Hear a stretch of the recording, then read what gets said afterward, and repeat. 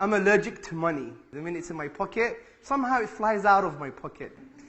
And I think it's because the way I was brought up with my father, because my father attempted many times to be successful at business. So my father came to the UK and he was homeless for around 9 months. And what's very interesting about my father's life is that my father had many opportunities to make it big the easy way. And he refused. I remember he was so hungry. He was telling me he was so hungry on the streets of London. And he had the opportunity to have some food, but he had to do some, what we would consider haram or something that's not ethical. My dad's not Muslim, by the way, but he's a very ethical human being. Because he was so cold and wanted food, his only option was, at that time, prison or a cell. So what he did, he pretended to steal something. And then the police caught him and they found out he didn't do anything, but they put him to the cell anyway. My father spent a few days, probably had some food, went back onto the streets. So this was a journey of 9 months for my father in the UK. And what my father then decided to do was basically get involved into the factory business. What I mean by factory is the clothing industry. So from that perspective, my dad was doing relatively well in the 1980s. We weren't rich. We're still living in, for example, on an estate. It was called the Downs Estate. So it was built in a ditch, Amos Road in Hackney. It's not a very nice area. And my father got bankrupt. And the reason he basically had to give up his business is because my dad was one of the most kind of ethical persons you could ever meet in business. And generally speaking, there's a Greek saying, I believe, in order to be successful in business, you have to be unethical, right? Which is not true. We don't believe that in Islam, obviously.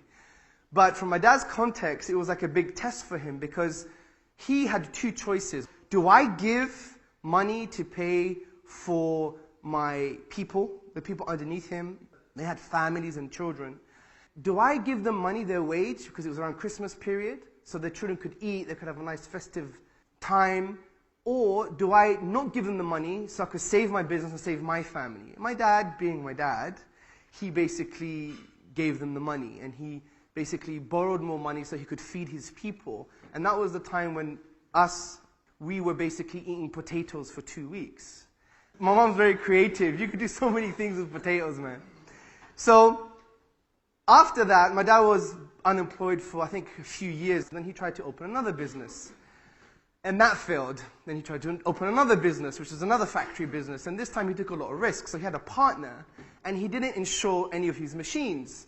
So after a few months, what happened? Someone stole all his machines. He walks into the factory, and it's like empty space. It was like, this kind of economic vacuum all of a sudden, right? There's nothing here anymore. And his partner stole all the machines, sold them off. His partner went AWOL to Cyprus or someplace. And the police came and they thought it was like a fraud insurance scam. He said, no, I'm not even insured. So my dad has had those experiences, right? And that has affected me in a very profound way. The reason I'm mentioning this is because my dad is the richest man in the world. My dad is a multi-millionaire, but he has zero in his bank. Do you know why? Because he's happy and he's content and he's not enslaved to what we would call in the Islamic tradition, the dunya, coming from the word adna, which means low and lowly. I'm saying this to give you a perspective, because money is never an end. It's always a means. Because sometimes people say, I just want to be rich, and they don't know why they want to be rich. I want to have money, I want to feel comfortable. But these are very kind of ambiguous, open-ended statements. We need to be specific about our goals. Like I have friends who are relatively wealthy, and they complain more than anybody because they don't have the right spiritual mindset. They don't have the right attitude. And you can see that the way they spend their money is just basically a derivative of their own psychological state, that they're not at peace. Let's remember the hadith of the Prophet ﷺ when he said that true richness is not having wealth, it's actually the richness of the soul. And this is what you guys need to achieve, that richness of the soul. And make dua to Allah subhanahu wa ta'ala that He makes you rich in order for you to basically help others, in order for you to invest in your akhirah, so you can therefore have a rich soul.